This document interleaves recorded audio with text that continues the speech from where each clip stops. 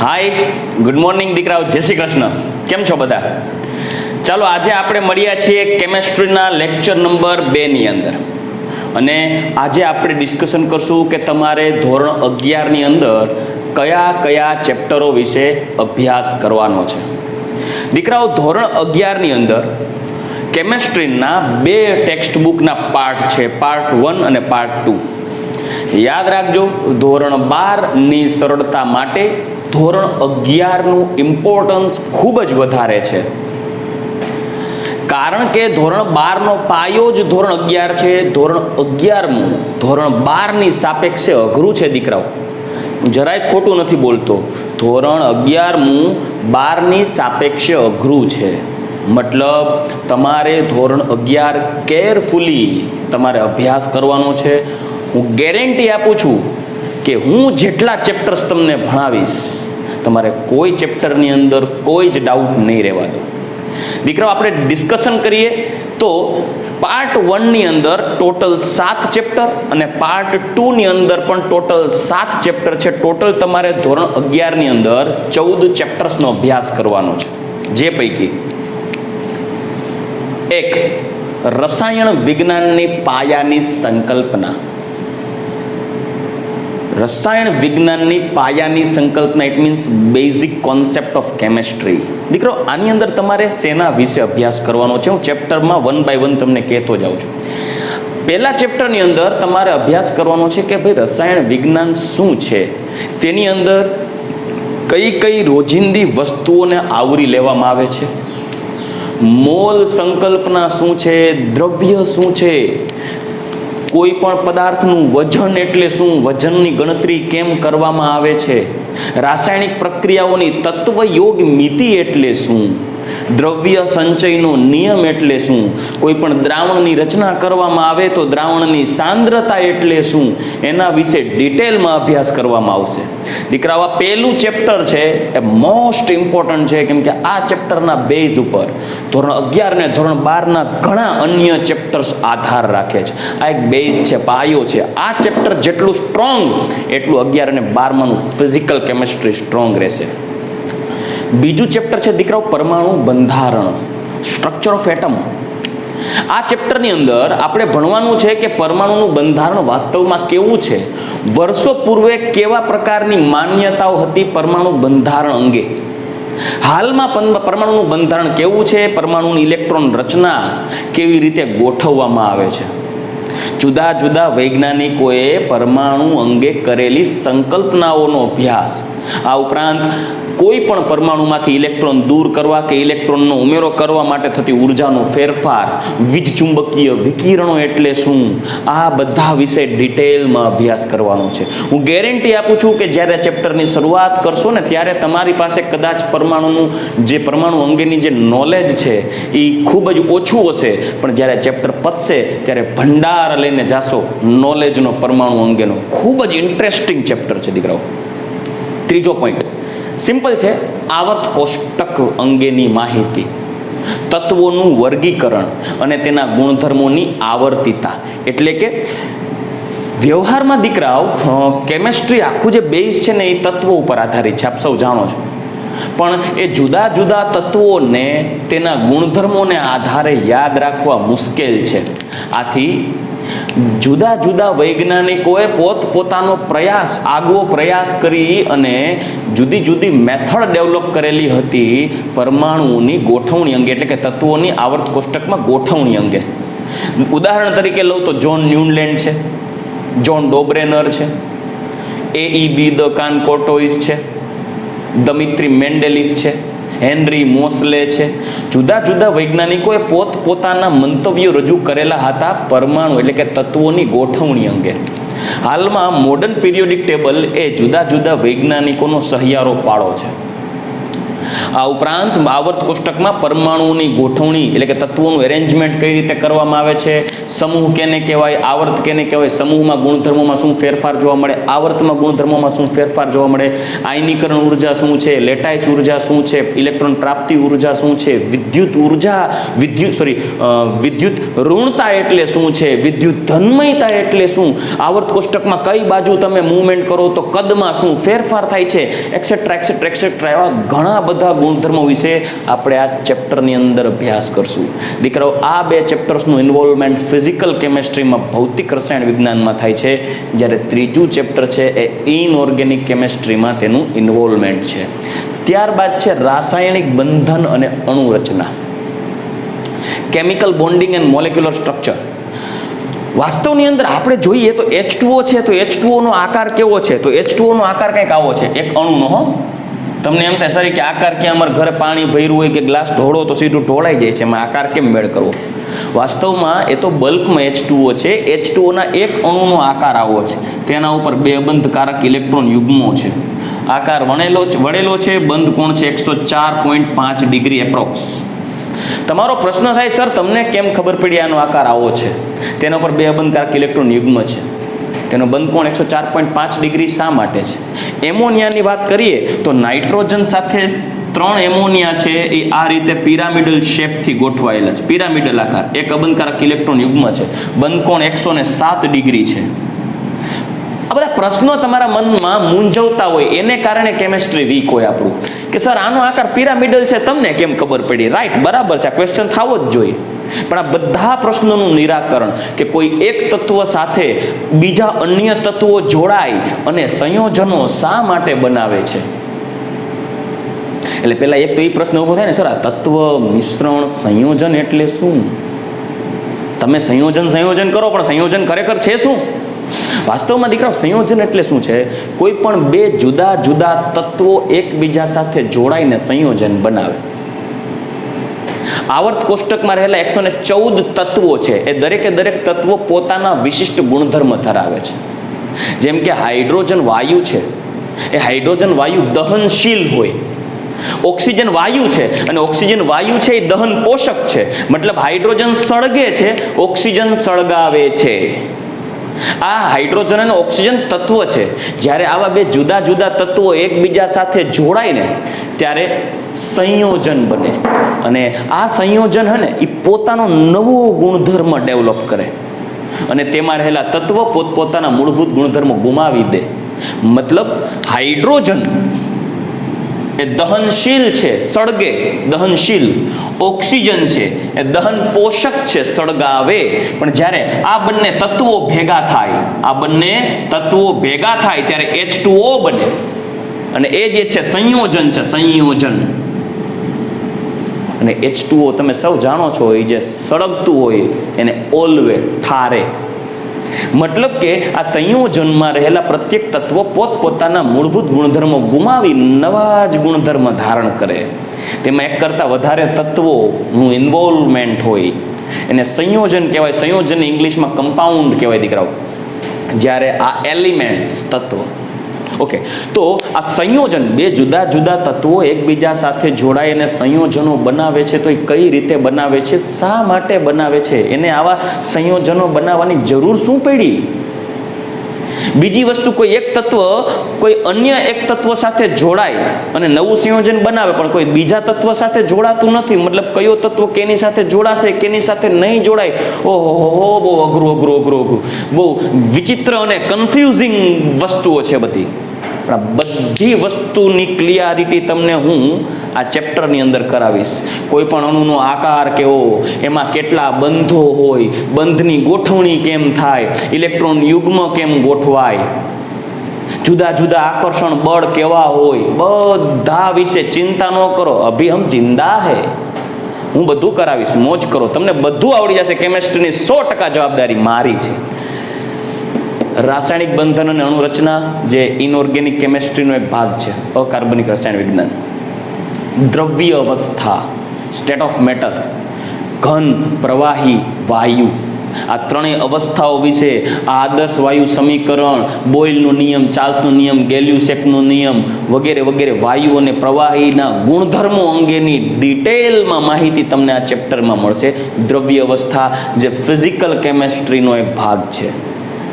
ઉષ્મા ગતિશાસ્ત્ર, થર્મોડાયનેમિક્સ, કોઈ પણ રાસાયણિક પ્રક્રિયાઓ થતી હોય તે દરમિયાન પ્રક્રિયામાં થતા ઉર્જા અને ઉષ્માના ફેરફારો અને કાર્ય ઉર્જા, આ ઉર્જાને સંલગ્ન જેટલી ઇન્ફોર્મેશન્સ છે, જેટલી માહિતી છે એના વિશે ડિટેલમાં જો અભ્યાસ કરાવતી કોઈ રસાયણ વિજ્ઞાનની બ્રાન્ચ હોય ને દીકરાઓ, તો એ છે થર્મોડાયનેમિક્સ, ઉષ્મા ગતિશાસ્ત્ર. મોસ્ટ ઇમ્પોર્ટન્ટ અને ઇન્ટરેસ્ટિંગ ચેપ્ટર છે. આ જ ચેપ્ટર એઝ ઇટ ઇઝ બેઠું ધોરણ 11ની અંદર ફિઝિક્સમાં પણ આ જ આવશે, આ જ નામથી થર્મોડાયનેમિક્સ, ઉષ્મા ગતિશાસ્ત્ર. પરમાણુ બંધારણ તમે યાદ રાખજો દીકરાઓ, કેમેસ્ટ્રીમાં હું ભણાવીશ. આપણા પરમાણુ બંધારણનો 90% હિસ્સો ફિઝિક્સમાં ધોરણ 12માં આવશે. આ જ બેઠું આવશે, આપણે જે ભણશું એ જ આવશે. બરાબર. ત્યારબાદ ઇક્વિલિબ્રિયમ, સંતુલન. તમારા માટે એક નવો જ કોન્સેપ્ટ છે, સંતુલન. એ સંતુલન મોસ્ટ ઇમ્પોર્ટન્ટ છે. કોમ્પિટિટિવ એક્ઝામમાં પણ આટલા ચેપ્ટર્સ પૈકી સૌથી વધારે જો ક્વેશ્ચન પૂછાતા હોય તો આ સંતુલન ચેપ્ટરમાં છે ને, સૌથી લાંબુ ચેપ્ટર છે. નીટની અંદર ઓન એન એવરેજ 2 થી 3 ક્વેશ્ચન આવે છે, જેડબલ્યુની અંદર એટલીસ્ટ 2 ક્વેશ્ચન આવે છે. મતલબ મોસ્ટ ઇમ્પોર્ટન્ટ ચેપ્ટર છે ઇક્વિલિબ્રિયમ. કોઈ પણ રાસાયણિક પ્રક્રિયાઓ થતી હોય અને રાસાયણિક પ્રક્રિયાઓ સંપૂર્ણ ન થાય અને પ્રક્રિયામાં ભાગ લીધા વગરનો બચી જાય ત્યારે સંતુલન સ્થપાતું હોય. આ સંતુલન વિશે ડિટેલમાં અત્યારે કોઈ ચર્ચા નથી કરવી દીકરાઓ, ચેપ્ટર ભણશું ત્યારે જોઈ લેશું. આ પણ એક પ્રકારનો ઇનઓર્ગેનિક કેમેસ્ટ્રીનો જ હિસ્સો છે. ત્યારબાદ રેડોક્સ ચેપ્ટર. રેડોક્સના નામથી થોડા પરિચિત હશો, ઓક્સિડેશન અને રિડક્શન. બસ તો આ જ વિશે અભ્યાસ કરવાનો છે, રેડોક્સ. પણ ડિટેલમાં તમે જે નાના ધોરણમાં અભ્યાસ કરીને આવ્યા છો, ઓક્સિજનનો ઉમેરો થાય તો ઓક્સિડેશન, હાઇડ્રોજન દૂર થાય તો ઓક્સિડેશન, હાઇડ્રોજન ઉમેરાય તો રિડક્શન, હાઇડ્રોજન દૂર થાય તો ઓક્સિડેશન. ઓકે, તો ઓક્સિજનનો ઉમેરો, હાઇડ્રોજન દૂર થવું ઓક્સિડેશન, હાઇડ્રોજનનો ઉમેરો અને ઓક્સિજન દૂર થવું એ રિડક્શન. આ ઉપરાંત વધારે આગળ ઓક્સિડેશન અને રિડક્શનની ડેફિનેશન કેમ આપવી, વ્યવહારમાં રેડોક્સ પ્રક્રિયાઓ ક્યાં ક્યાં જોવા મળે છે, તેની ઉપયોગિતા શું છે, જમાવટવાળું ચેપ્ટર છે આખું દીકરાઓ. એના વિશે આપણે અભ્યાસ કરશું. એ પણ એક ફિઝિકલ કેમેસ્ટ્રીનો જ એક હિસ્સો છે. હાઇડ્રોજન, ખૂબ જ નાનું અને સહેલું ચેપ્ટર. આવર્ત કોષ્ટકમાં હાઇડ્રોજનને સ્થાન કોઈ જગ્યાએ આપેલું નથી. નથી સમૂહ 1માં, નથી સમૂહ 17માં. એ પ્રથમ આવર્તમાં આડી હરોળમાં સૌથી પહેલાં મૂકી દીધો છે, કોઈ સમૂહમાં નથી. શા માટે? હાઇડ્રોજનની બનાવટ કઈ રીતે થાય, હાઇડ્રોજનના ગુણધર્મો શું છે, રાસાયણિક ગુણધર્મો શું છે, તેની ઉપયોગિતા શું છે, તેમાંથી બનતા સંયોજનો વિશે અભ્યાસ કરો. Like H2O, H2O2, hydrogen peroxide, H2O એટલે પાણી. એના વિશે પણ તેના ગુણધર્મો અને રાસાયણિક ગુણધર્મો વિશે અભ્યાસ કરશું આ ચેપ્ટરની અંદર. અને એ છે હાઇડ્રોજન. 10મું ચેપ્ટર છે એસ વિભાગના તત્વો, એસ બ્લોક એલિમેન્ટ. આવર્ત કોષ્ટકને દીકરાઓ ટોટલ 18 સમૂહોમાં વર્ગીકૃત કરેલા છે, જે પૈકીના પ્રથમ 2 સમૂહ આપણે જે ડેમો લેક્ચર્સના વિડીયો જોયા હોય તેમાં તમને કદાચ ખ્યાલ હોય. એસ વિભાગના તત્વો લીના, કરે, રબસે, ફરિયાદ, lithium, sodium, potassium, rubidium, caesium, francium. And સમૂહ નંબર 2 મગન કાસર, બેરા એટલે કે beryllium, magnesium, calcium, strontium, barium અને રેડિયમ. આ સમૂહ નંબર 1 અને સમૂહ નંબર 2 ના તત્વો છે, જેને એસ વિભાગના તત્વો કહેવાય. શા માટે એસ વિભાગના તત્વો કહેવાય? Question mark. આનો જવાબ પણ અહીંયા મળશે. બરાબર. અને આના વિશે આપણે આ ચેપ્ટરમાં પણ અભ્યાસ કરશું. પ્રત્યેક એસ વિભાગમાં રહેલા તત્વોના ગુણધર્મો, તેની બનાવટ અને તેના રાસાયણિક ગુણધર્મો અને જૈવિક અગત્યતા શું છે. દાખલા તરીકે હું એમ કહી દઉં કે સોડિયમ અને પોટેશિયમ છે, એ આપણા બોડીમાં તેનું પ્રમાણ, સોડિયમ અને પોટેશિયમ પ્રમાણ, આયનનું પ્રમાણ નિયંત્રિત થયેલું હોય. એ સોડિયમ પોટેશિયમ પંપનું નિયંત્રણ કરે છે આપણી બોડીમાં. કદાચ તમને એના વિશે ડિટેલમાં ખ્યાલ નહીં હોય, આપણે તમારે બાયોલોજી સબ્જેક્ટ હશે, બી ગ્રુપ તો બાયોલોજીમાં પણ અભ્યાસ કરવાનો આવશે. અધરવાઇઝ હું ભણાવીશ ત્યારે કહીશ. આપણી બોડીમાં બ્લડ પ્રેશર મેન્ટેન રાખવા માટે જવાબદાર હોય છે. એટલે એ જોજો, કોઈ બ્લડ પ્રેશરના દર્દી હોય ને ત્યારે એને ડૉક્ટર સલાહ આપશે કે મીઠું ખાવાનું કંટ્રોલ કરો. મીઠું ઇટ મીન્સ સ્વીટ નહીં, સોલ્ટ. મીઠું ખાવાનું કંટ્રોલ કરો, કેમ કે એનાથી બ્લડ પ્રેશરના ઇસ્યુઝ થાય. આ ઉપરાંત કેલ્શિયમની વાત કરીએ તો આપણા શરીરમાં રહેલા હાડકાં અને દાંતનો 90% હિસ્સો તો કેલ્શિયમનો બનેલો છે, આપ સૌ જાણો છો. રેડી? તો એના ગુણધર્મો અને ઉપયોગિતા વિશે આપણે ચેપ્ટરમાં અભ્યાસ કરશું. ત્યારબાદ પી વિભાગના તત્વો. પી વિભાગ, પી બ્લોક એલિમેન્ટ સમૂહ નંબર 13 થી લઈ સમૂહ નંબર 18 આવા 6 વિભાગમાં વર્ગીકૃત કરેલ છે, એટલે કે 6 સમૂહમાં વર્ગીકૃત કરેલ છે.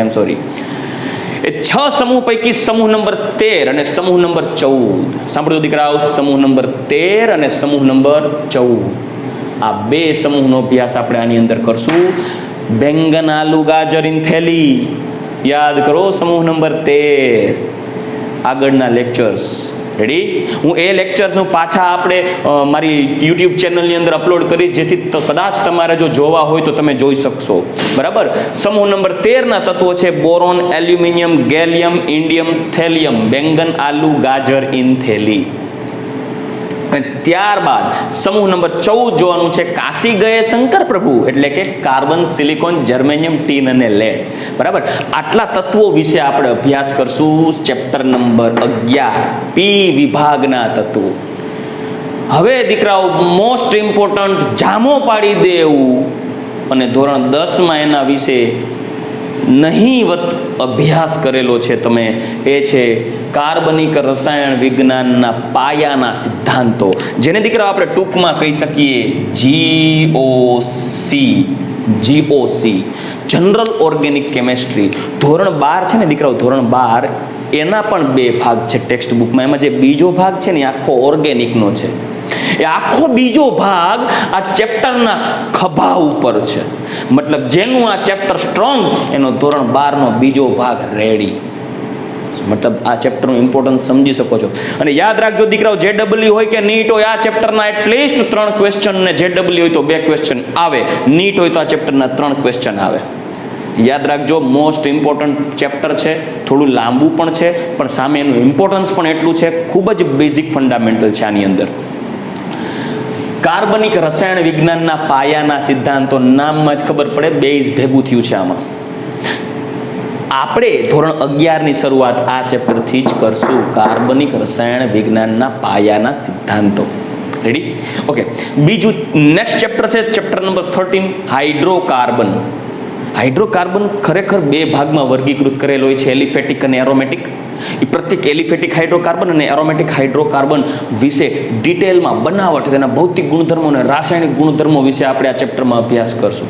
નો ડાઉટ આપણે આનું ડિસ્કશન આ ચેપ્ટરમાં પણ કરવાનું જ છે હમણાં શરૂઆતમાં, કેમ કે જ્યાં સુધી તમારા માઇન્ડમાં હાઇડ્રોકાર્બન વિશે થોડી ઘણી માહિતી નહીં હોય ને, ત્યાં સુધી તમે આ ચેપ્ટરને ક્લિયર કરી નહીં શકો. એટલે શું હાઇડ્રોકાર્બન શું છે, તેનું બંધારણ શું હોય, કયા કયા સંયોજનો એમાં ઇન્વોલ્વ થયેલા છે, ક્યાંથી મળે છે, ફલાણા ઢીકડા પૂછડા, મજા કરો, તમારે કાંઈ ચિંતા કરવાની જરૂર નથી. કેમ કે હું તમને બધું કરાવી દઈશ 1 by 1. તમારે કેમેસ્ટ્રીની ચિંતા મારા ખંભે નાખવાની છે. તમારે કેમેસ્ટ્રી જે મૂવી જોતા હોય ને મોજ લેતા હોય ને, એ મોજ લેવાની છે. બરાબર. નેક્સ્ટ 14મું છે એન્વાયરમેન્ટલ કેમેસ્ટ્રીના બેઝ ઉપર છે પર્યાવરણીય રસાયણ વિજ્ઞાન. પર્યાવરણ વિશે, જલ પ્રદૂષણ, હવા પ્રદૂષણ, જમીન પ્રદૂષણ, આપ સૌને પ્રદૂષણ વિશે ડિટેલમાં ખબર જ હોય. બરાબર. તો આ 14મું ચેપ્ટર બહુ સિમ્પલ ચેપ્ટર છે, પર્યાવરણીય રસાયણ વિજ્ઞાન. તો ટોટલ આપણે 14 ચેપ્ટરને ડિવાઈડ કરીને તો પહેલું ફિઝિકલ કેમેસ્ટ્રી, બીજું ફિઝિકલ કેમેસ્ટ્રી, ત્રીજું ઇનઓર્ગેનિક કેમેસ્ટ્રી, ચોથું ઇનઓર્ગેનિક કેમેસ્ટ્રી, 5મું, 6થું, 7મું ફિઝિકલ કેમેસ્ટ્રી. રેડી? 8મું ફિઝિકલ કેમેસ્ટ્રી, 9મું ઇનઓર્ગેનિક, 10મું ઇનઓર્ગેનિક, 11મું ઇનઓર્ગેનિક. તમને એમ થાય સાહેબ આ ઓર્ગેનિક, ઇનઓર્ગેનિક ને ફિઝિકલ જ છે. સામે 12મું ઓર્ગેનિક કેમેસ્ટ્રી, 13મું ઓર્ગેનિક કેમેસ્ટ્રી અને 14મું એન્વાયરમેન્ટલ કેમેસ્ટ્રી. આપણે 14 ચેપ્ટરનો અભ્યાસ કરવાનો છે, જે પૈકી આપણે શરૂઆત કરશું ચેપ્ટર નંબર 12. ચેપ્ટર નંબર 12 કાર્બનિક રસાયણ વિજ્ઞાનની પાયાની સંકલ્પનાઓ. રેડી?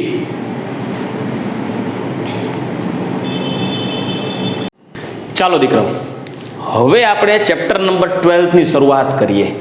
દીકરાઓ, જે હું આજે તમને ભણાવવા જઈ રહ્યો છું, આ ચેપ્ટર અંગેની પ્રાઇમરી ઇન્ફોર્મેશન મેં આગળ તમને આપેલા વિડીયોઝ, જે આપ સૌએ ડેમો તરીકે પોતાના મોબાઈલમાં યુટ્યુબ લિંકમાં જોયા હશે, તેની અંદર પણ મેં આ પોઈન્ટનું ડિસ્કશન કરેલું હતું, એટલે કદાચ તમને રિપીટ થશે. બરાબર. પરંતુ આ ચેપ્ટરનો શરૂઆતનો કોન્સેપ્ટ છે એટલે યાદ રાખજો દીકરાઓ, આપણે જ્યારે ચેપ્ટરની શરૂઆત કરીએ છીએ, આપણો પહેલો લેક્ચર છે, ચેપ્ટરની શરૂઆતનો પોઈન્ટ છે.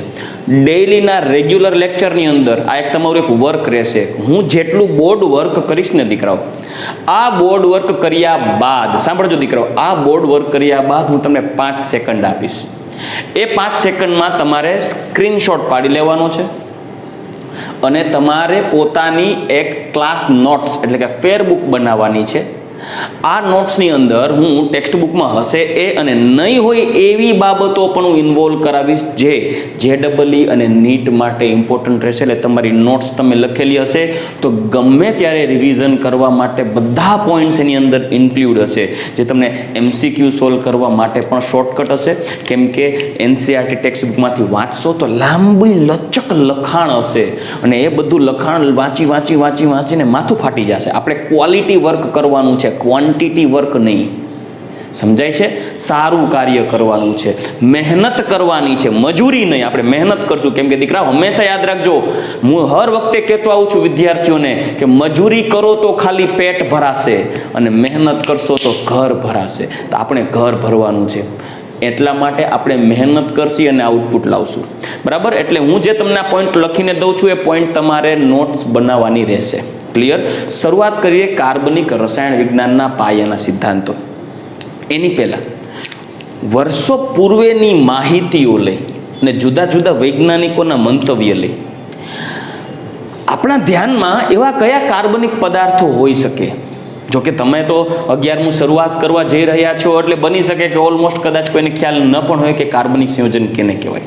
પણ દીકરાઓ, કોઈ પણ કાર્બનિક સંયોજન હોય ને એનો બંધારણીય ઘટક કાર્બન હોય. અને આપ સૌ જાણતા હશો કે કાર્બન એટલે C, સંજ્ઞા છે C. કોઈ પણ કાર્બનિક સંયોજનના બંધારણીય ઘટક તરીકે કાર્બન જ હોય. અને રોજિંદા જીવનમાં protein, vitamins, glucose, fructose, starch, cellulose, DNA આપણી બોડીમાં આનુવંશિક લક્ષણ માટે જવાબદાર હોય છે DNA અને RNA. તમે ઘણું સાંભળ્યું, ખબર? ઘણા કહેતા કે આ અસલ એના પપ્પા ઉપર ગયો છે, કે અસલ એના મમ્મી ઉપર જ ગયો છે. હા, તે એના ઉપર જ જાય ને. DNA એક જ હોય અને આનુવંશિક લક્ષણ માટે જવાબદાર છે DNA. એ તેમાં રહેલા પ્રોટીન્સ પ્રમાણે, એટલે કે DNA છે, એમાં એમિનો એસિડની લાંબી સળંગ શૃંખલા હોય. એ જે લાંબી સળંગ શૃંખલાઓમાં એમિનો એસિડની ગોઠવણી હોય ને એ એક સમાન હોય. આથી તેના લક્ષણો પેઢી દર પેઢી આવનારા 100 વર્ષો સુધી જળવાઈ રહે છે. એટલે ખબર હોય તો ઘણી વખત એવું કહેતો 7 પેઢી 7 પેઢી 7 પેઢી, કેમ કે ઓલમોસ્ટ એમના લક્ષણો 7 પેઢી સુધી સરખા મળી આવતા હોય. એનો દેખાવ, એના રંગરૂપ, એના શરીરના ઢંગ, એની બોલવાની છટા, ચાલઢાલ, બધી વસ્તુ તેના માવતરને મળતી આવે. અને એના માટેનું મુખ્ય કારણ હોય છે DNA અને RNA, ન્યુક્લિક એસિડ, જેને કહેવાય ડીઓક્સી રિબોન્યુક્લિક એસિડ અને રિબોન્યુક્લિક એસિડ, જનરલ બોલે ન્યુક્લિક એસિડ. તો આ બધા છે એ કાર્બનિક સંયોજન છે દીકરાઓ. પણ આ નેચરલ સોર્સિસ છે, કુદરતી મળે છે. ક્યાંય જોયું બજારમાં અડધો કિલો DNA 50 રૂપિયાનો કિલો, 25 રૂપિયામાં અડધો કિલો DNA મળે? ક્યાં સાંભળ્યું? નહીં. અને વર્ષો પહેલાની દીકરાઓ જ્યારે વાત કરીએ ને, તો વર્ષો પહેલા એક જે ડેવલપ્ડ બ્રાન્ચ હતી ને એક જ, અને એ હતી અકાર્બનિક રસાયણ વિજ્ઞાન. કેમ કે ત્યારે તત્વો વિશેની વાત, તત્વોની ઓળખાણ, તત્વોના ગુણધર્મ ખૂબ જ વધારે ફેમસ થયા હતા. તેના વિશેના અભ્યાસો ઘણા વૈજ્ઞાનિકો કરતા હતા. અને ત્યારે એ અકાર્બનિક સંયોજનો અને એસિડોનું નિર્માણ સરળતાથી કરી શકાતું મિનરલ્સમાંથી, ખનિજોમાંથી. એટલે એ ખનિજોમાંથી એક્સટ્રેક્ટ કરી અને અકાર્બનિક પદાર્થો નિષ્કર્ષિત કરી શકાતા વર્ષો પહેલા. એવી માન્યતા હતી કે વર્ષો પહેલા નિષ્કર્ષિત કરી શકાતા, પરંતુ કાર્બનિક પદાર્થો કુદરતી રીતે જ પ્રાપ્ત થતા હતા. મતલબ કે તમે લેબોરેટરી સ્કેલ ઉપર ખનિજ પદાર્થોમાંથી તમે જુદા જુદા અકાર્બનિક સંયોજનો બનાવી શકતા હતા. વર્ષો પૂર્વે એવી માન્યતા હતી, સાંભળજો. ત્યારે બનાવી શકાતા, પરંતુ કાર્બનિક સંયોજનો ક્યારેય લેબોરેટરીમાં સિન્થેસાઇઝ થતા નથી. આવું 1780 એ સમયની વાત કરું છું, 1780ની વાત કરું છું. એ સમયગાળા દરમિયાન જ્યારે મોડર્ન સાયન્સ ડેવલપ થતું હતું, ત્યારે એવી માન્યતા હતી કે અકાર્બનિક રસાયણ વિજ્ઞાનને અનુવર્તી પ્રત્યેક સંયોજનો કદાચ લેબોરેટરીમાં બનાવી શકાય તેમના મિનરલ્સનો ઉપયોગ કરીને, ખનિજોનો ઉપયોગ કરીને. પણ કોઈ કાર્બનિક સંયોજન છે લેબોરેટરીમાં ન બનાવી શકાય, આવી માન્યતા હતી. ત્યારે જ્યારે કોઈ પણ વ્યક્તિ મૃત્યુ પામે અથવા કોઈ જીવનું મૃત્યુ પામે ત્યારે એનો કોહવાટ થાય, અને કોહવાટ થઈ જમીનની અંદર જ્યારે દટાતું જાય અથવા તો તેના પર તમે સાંભળ્યું હોય સોશિયલ સાયન્સમાં કે એમાં તમે ભણી ગયા હશો કે વર્ષો પહેલાંની જે પેઢીઓ હોય જમીનમાં દટાઈ ઉપર લેયર બાય લેયર બનતા જાય અને એક સમયે કાર્બનિક પદાર્થમાં રૂપાંતર થાય, જેને આપણે ફ્યુઅલ કહીએ. જે ક્રૂડ ઓઇલ જમીનમાંથી નીકળે છે ફ્યુઅલ, બરાબર, બળતણ, એમાંથી પેટ્રોલ, ડીઝલ, કેરોસીન, નેપ્થા વગેરે વગેરે વગેરે અથવા તો પેટ્રોલિયમ ગેસીસ, આ બધાય ઓર્ગેનિક કમ્પાઉન્ડ્સ છે, કાર્બનિક સંયોજનો. પણ એ લેબોરેટરીમાં નથી બનાવ્યા. કોણે બનાવ્યા છે? કુદરતે. ત્યાર પછી બીજા ચર્ચા કરીએ દીકરાઓ, તો આપણા શરીરની અંદર પ્રોટીન છે, વિટામિન છે, ડીએનએ, આરએનએ કોઈ ઇન્જેક્શનથી નથી નખાતા. એ સમયની વાત કરું છું કે ત્યારે એ લોકોને એવું માન્યતા હતી કે આ બધા કાર્બનિક સંયોજન છે એ તો નેચરલ સોર્સ છે, કુદરત આપે છે, લેબોરેટરીમાં નથી બનાવાતા. એટલે આ બધી જે ઘટનાઓનો અભ્યાસ કરી ગયા અને ત્યારબાદ સ્વીડિશ સાયન્ટિસ્ટ, સ્વીડનનો એક વૈજ્ઞાનિક હતો જેનું નામ છે બર્જેલિયસે એવી વાત કરી દીધી કે ભાઈ અકાર્બનિક સંયોજનોને તેના મિનરલ્સમાંથી એટલે ખનિજોમાંથી બનાવી શકાય, પણ કાર્બનિક સંયોજનો તો માત્ર કુદરતી જ મળે છે. there is some vital forces are responsible for the formation of organic compound. મતલબ કોઈ એવી કુદરતી શક્તિ છે કે જે કાર્બનિક સંયોજનોની રચના માટે જવાબદાર છે. મતલબ માણસ કાંઈ નથી બનાવતો લેબોરેટરીમાં. આવું બર્જેલિયસનું કહેવું હતું કે કોઈ કાર્બનિક સંયોજનોની રચના માટે જૈવિક શક્તિ જવાબદાર છે, વિટલ ફોર્સ. આવી તેની માન્યતા હતી. પણ વોહલર નામનો વ્યક્તિ, ફ્રેડરિક વોહલર નામના વ્યક્તિએ આ બર્જેલિયસની જે કથની હતી, જે વાત હતી, એને ખોટી સાબિત કરી દીધી અને એને દુનિયામાં સૌપ્રથમ પેલું કાર્બનિક સંયોજન બનાવ્યું ને તે હતું યુરિયા. અકાર્બનિક પદાર્થનો જ ઉપયોગ કરી અને કાર્બનિકમાં ફેરવી નાખ્યું અને બર્જેલિયસની ચોટલી ખીતો કરી દીધી કે ભાઈ ફાંકા મારી જાઓ છો તમે, કાર્બનિક સંયોજન બનાવી શકાય લેબોરેટરીમાં. અને વોહલરે કેટલાય વૈજ્ઞાનિકોને દિશા બતાવી દીધી, ટ્રાય કરો, લેબોરેટરીમાં ઓર્ગેનિક કમ્પાઉન્ડ બની શકે. રેડી? તો હું એ વાત જરૂર કરીશ. વોહલરે તોડી નાખે એવું કામ કરી નાખ્યું છે દીકરાઓ. સૌ પ્રથમ કાર્બનિક સંયોજનનું નિર્માણ કરનાર વ્યક્તિનું નામ હતું વોહલર, ફ્રેડરિક વોહલર. ફ્રેડરિક વોહલરે અકાર્બનિક પદાર્થનો ઉપયોગ કરી અને કાર્બનિક સંયોજનની રચના કરી દીધી. મતલબ અકાર્બનિક પદાર્થ એમોનિયમ સાયનેટ,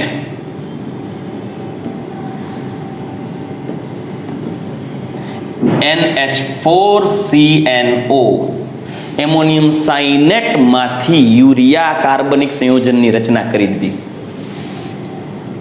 માંથી યુરિયા કાર્બનિક ની રચના લેબોરેટરી કે પ્રયોગશાળામાં કરી હતી સૌપ્રથમ.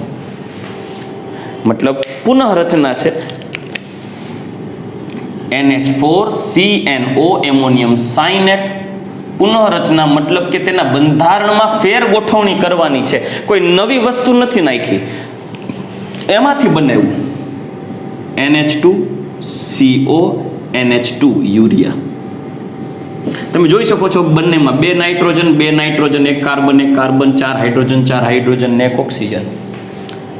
આ હતું અકાર્બનિક અને એમાંથી બનાવી નાખેલું છે કાર્બનિક.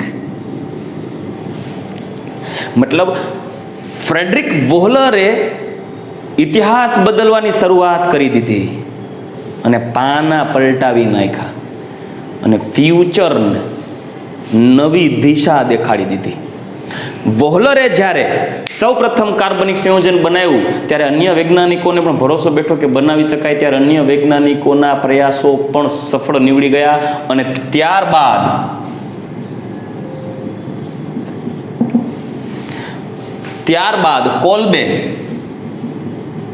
કોલ્બે નામના વૈજ્ઞાનિકે રચના કરી હતી acetic acid CH3COOH acetic acid. અને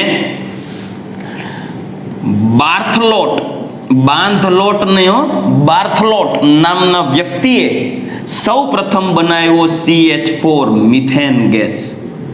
આ બંને એક પ્રકારના કાર્બનિક સંયોજન છે.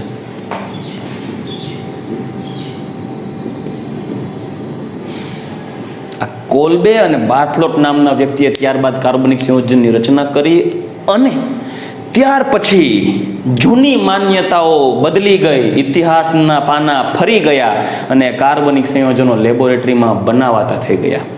દીકરાઓ, હાલની તકમાં રસાયણ વિજ્ઞાનની જો કોઈ બ્રાન્ચ હોય એમાંથી સૌથી વધારે યુઝફુલ અને માણસ માટે, જીવંત પ્રાણીઓ માટે જો મોસ્ટ યુઝફુલ કોઈ બ્રાન્ચ હોય ને તો એ ઓર્ગેનિક કેમેસ્ટ્રી જ છે. દીકરાઓ, પ્રોટીન્સ, વિટામિન્સ લેબોરેટરીમાં સિન્થેસાઇઝ થઈ શકે છે. પહેલા પ્રોટીન, વિટામિન સોર્સિસ ખાદ્ય પદાર્થમાંથી મળતા હતા. અત્યારે તમે જો બજારમાં માનો કે બોર્નવિટા પીઓ છો, કોમ્પ્લેન પીઓ છો, તો એની અંદર જોજો લખેલું હશે ઇસમે હે વિટામિન B12. દીકરાઓ, વિટામિન B12 છે એનું સાયન્ટિફિક નામ છે સાઇનોકોબાલેમાઇન અને માત્ર ને માત્ર નોનવેજમાંથી મળે છે, માંસ, માછલી અને ઈંડા. એટલે યાદ રાખજો, કોઈ પણ વેજીટેરિયન્સ જેટલા હોય ને એને સૌથી વધારે વિટામિનની ડેફિશિયન્સી હોય ને તો એ B12ની છે, સાઇનોકોબાલેમાઇન. કેમ કે માંસ, માછલી, ઈંડા સિવાય નથી મળતું, ત્યારે તમારે એની મેડિસિન્સ લેવી પડે ડોક્ટર્સના પ્રિસ્ક્રિપ્શન અનુસાર. પરંતુ જે માન્યતા એવી હતી કે જે માત્ર આવા કાર્બનિક સંયોજનો જે કુદરતી સોર્સિસ જ અવેલેબલ છે, તો ખોટી વાત છે. લેબોરેટરીમાં બનાવી શકાયા. પહેલા દરેક રોગો છે એ અસાધ્ય હતા. ઘણા રોગો મતલબ કે તેનું નિવારણ નહોતું. હાલની તકમાં તમે જુઓ, એઇડ્સ માટેની દવા આવી ગઈ, એઝિડોથાયામિડિન, AZT. કેન્સરની દવા છે સિસ્પ્લેટિન. વિચારો. ત્યારબાદ પાંડુ રોગની વાત કરીએ. પાંડુ રોગ, રાજા પાંડુ, જે તમે જાણો છો, કૌરવોના કાકા અને પાંડવોના પિતા, એને એક રોગ હતો અને એ હતું TB, ટ્યુબરક્યુલોસિસ બેક્ટેરિયમ નામના બેક્ટેરિયાને કારણે રોગ થયો હતો TBની અંદર જ્યારે એ ખાંસી આવે, ઉધરસ આવે ત્યારે એને બ્લડ નીકળે અને હાર્ટની અંદર નાના વોઇડ્સ થઈ જાય, છિદ્રો થઈ જાય અને વ્યક્તિ મૃત્યુ પામે. તેનો કોઈ ત્યારે ઈલાજ નહોતો. ત્યારે ઋષિમુનિઓ શું નોલેજેબલ નહીં હોય? હતા, પણ ઈલાજ નહોતો. યાદ રાખો. એટલે એને જે રોગ હતો એ સૌથી પહેલા એનામાં જોવા મળ્યો, એટલે રોગનું નામ આપેલું હતું પાંડુ રોગ. ઘણા એવું કે રાજા પાંડુને પાંડુ રોગ હતો ને એટલે એનું નામ પાંડુ હતું. અરે ના ભાઈ, પાંડુ રાજાને આ રોગ થયો ને એટલે નામ પાંડુ રોગ આવ્યું. ઘણા પાંડુ રોગ ઉપરથી રાજાનું નામ દઈ દે, બોલો. પણ ત્યારબાદ હાલની તકમાં તમને TB હોય એવા દર્દીઓ બહુ નહીવત જોવા મળશે, કેમ કે તેના પર કંટ્રોલ આવી ગયો. મુખ્ય કારણ એક ઓર્ગેનિક કેમેસ્ટ્રીનું ડેવલપમેન્ટ. દીકરાઓ, રસાયણ વિજ્ઞાન વ્યવહારમાં કેટલી જગ્યાએ ઉપયોગી છે હું તમને જરૂર બતાવીશ. ઉપયોગિતા, કાર્બનિક રસાયણ વિજ્ઞાનની ઉપયોગિતા.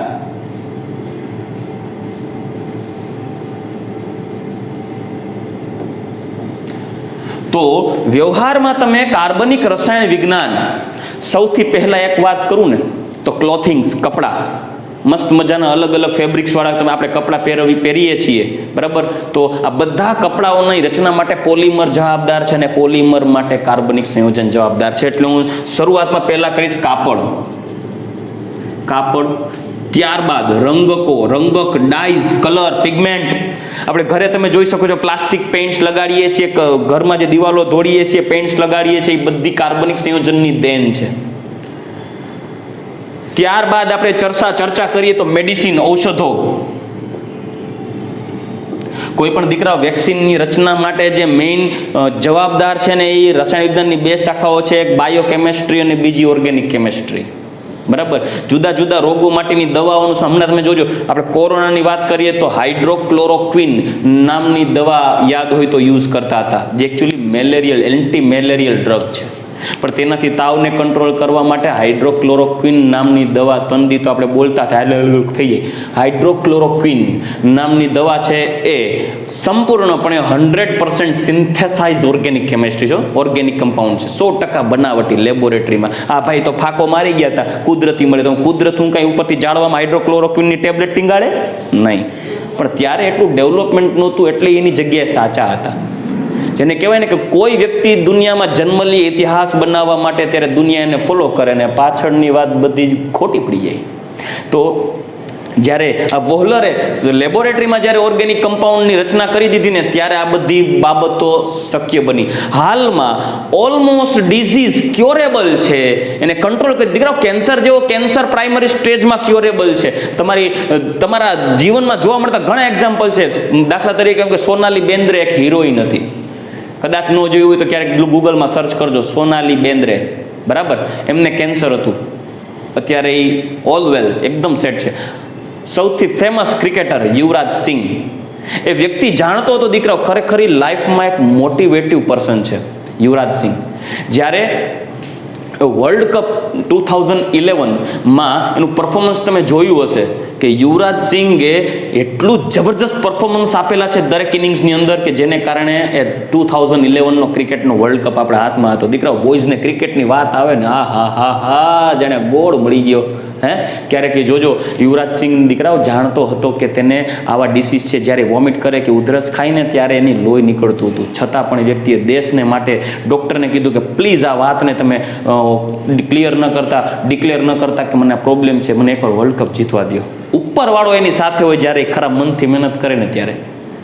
અને દીકરાઓ, ત્યારબાદ એને વર્લ્ડ કપ જીતા પછી તરત જ એના ઓપરેશન્સ થયા અને એ કિમોથેરાપીના બેઝ ઉપર એ રિકવર થઈને આવ્યો. આજની તારીખે Yuvraj Singh as it is જેવો એવો સરસ હેલ્થ સાથે આપ સૌની સામે છે. આ બધું ક્યોરેબલ ડિસીઝ છે. આપણે સાંભળ્યું છે કે એઇડ્સની કોઈ દવા નથી. વાત સાચી છે, એઇડ્સની દવા નથી, પણ એવી દવા છે કે એઇડ્સને આગળ વધતું અટકાવી શકાય, એઝિડોથાયામિડિન. અને બહુ જાજી વાર નથી દીકરાઓ, ચિંતા ન કરતા. કોરોના માટે પણ ઓર્ગેનિક કેમિસ્ટ્રી ટ્રાય કરે છે. વેક્સિન તો એક દી કાઢીને જ લઈ આવશે, મોજ કરો, બરાબર. આના પહેલા સ્વાઇન ફ્લૂ આ જ કોરોના જેવું જ ડિસીઝ હતું, પણ સ્વાઇન ફ્લૂની વેક્સિન પણ આપણે લઈ આવ્યા ને. ઝાયડસ રિસર્ચ સેન્ટર અમદાવાદમાં, ZRC નામની એક રિસર્ચ સેન્ટર છે, વર્લ્ડ વાઇડ એને કોન્ટ્રાક્ટ મળેલો હતો. રેડી? તો ઝાયડસની અંદર પણ એની દવાની શોધ થઈ ગઈ. આ બધી કાર્બનિક સંયોજનની દેન છે યાર. આ ઉપરાંત બધા રેસાઓની વાત કરીએ. રેસાઓ, પેટ્રોલિયમ, કોસ્મેટિક વસ્તુઓ બધી, પેસ્ટિસાઇડ, પ્લાસ્ટિક પોલિમર. શું બચ્યું દીકરાઓ? કપડાં પહેરવા માટે જે જરૂરી છે સારા એના માટે ઓર્ગેનિક કેમિસ્ટ્રી જવાબદાર છે. હેલ્થ માટે ઔષધ જવાબદાર છે, ઓર્ગેનિક કેમિસ્ટ્રી જવાબદાર. યાર, ઓર્ગેનિક ફૂડ એ આવે છે, વિચાર તો કરો. ઓર્ગેનિક ફૂડ, બરાબર. પ્રિઝર્વેટિવ, રંગકોમાં પ્રિઝર્વેટિવ અને કલર ડાઇંગ એજન્ટ પણ આવે. દાખલા તરીકે તમે ઘણી બધું પંજાબી શાક એકદમ લાલ હોય, જોવો તેમ થાય અમારી જીભ બાળી નાખશે, એટલું તીખું હશે. ખાવ તો જરાય તીખાશ ન હોય. વેનિલિન એસેન્સ આવે, વેનીલા ફ્લેવર. વેનીલા ફ્લેવર એવું ન કે વેનીલા નામનું ફ્રૂટ છે, ખાવ એટલે વેનીલા નીકળે. વેનિલિન એસેન્સ છે, એ પણ એક ઓર્ગેનિક સિન્થેસાઇઝ કમ્પાઉન્ડ છે. અલગ અલગ કલરો છે, કોસ્મેટિક આઇટમ, સાબુ, શેમ્પૂ, બરાબર, હેર ડાય, રંગકો, કલર, વાળમાં કલર, બધી વસ્તુ અવેલેબલ છે. શું ઘટે આપણી લાઈફમાં? પેસ્ટિસાઇડ એટલે જંતુનાશકો, બરાબર. પ્લાસ્ટિક પોલિમર, ઓલમોસ્ટ વિચાર કરો, મેટલને સબસ્ટિટ્યુટ કરેલું છે પ્લાસ્ટિક પોલિમરે. પહેલા પાઇપલાઇનનો યુઝ થતો મેટલનો પાઇપલાઇન તરીકે, હવે પીવીસી આવી ગયું. ઘરે બધા સુશોભનની વસ્તુઓ મેટલને બદલે સીધું કોણ આવી ગયું? પ્લાસ્ટિક અને ફાઈબર. આ બધી ઓર્ગેનિક કેમિસ્ટ્રીની દેન છે. દીકરાઓ, જેટલું લાભદાયી છે ને એટલા એના ગેરલાભ છે. જેટલું સુખાકારી છે એટલું દુખાકારી છે. આ જેને કહે ને દીએ ને દીકરા દઈ દે.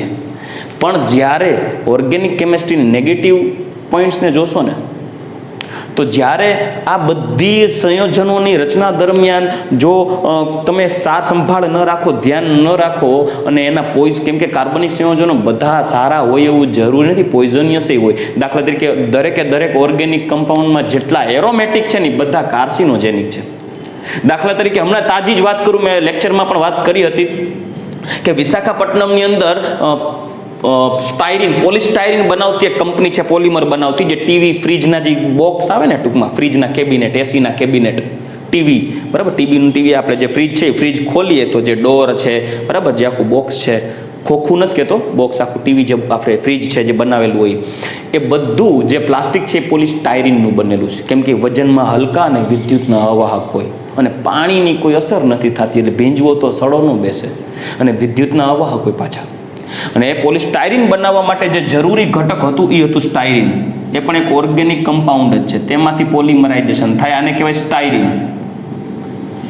એમાંથી પ્લાસ્ટિક બને. પણ એ કંપનીની અંદર સ્ટાયરીન જ્યારે લીકેજ થયું, ત્યારે સ્ટાયરીન લીકેજ થવાથી વિશાખાપટ્ટનમની અંદર રાતોરાત એટલો ઝેરી ગેસ ફેલાઈ ગયો કે કેટલાય વ્યક્તિઓ મૃત્યુ પામ્યા. બહુ જાજો સમય નથી થયો, મહિના દિવસની આસપાસ થયું છે. કેટલાય વ્યક્તિઓ મૃત્યુ પામ્યા. અબોલ જીવો રોડ ઉપર એમને મૃત્યુ પામી ગયા, પશુ પક્ષી મરી ગયા. કેટલાય જેની કહેવાય ઇમ્યુનિટી સિસ્ટમ ડાઉન હોય અથવા જે પોતે ઓલરેડી બીમાર જ હોય, એ લોકોને બ્રિધિંગ સિસ્ટમ જેને પ્રશ્ન મતલબ જેને શ્વાસની તકલીફ હોય, એ વ્યક્તિઓ મૃત્યુ પામી ગયા. પોઈઝનિયસ હોય. અને આના કારણે એવા બ્લાસ્ટ થાય કે મરનારા 2-4 ન હોય, એની સંખ્યાનો આંકડો મોટો આવે. આજથી 10 વર્ષ પહેલાં કોરોમંડલ કંપની હતી, એની અંદર એક બ્લાસ્ટ થયો તો ઘણા વ્યક્તિઓ મૃત્યુ પામી ગયા. સિમ્પલ ખાલી એનર્જીને કંટ્રોલ કરવાની હતી, હીટને કંટ્રોલ કરવાની હતી, પણ જેને કહેવાય ને કે નાનકડી એવી ચૂક થઈ ગઈ કોઈ એમ્પ્લોયને કારણે મોટો બ્લાસ્ટ થયો, ઘણા વ્યક્તિઓ મૃત્યુ પામ્યા.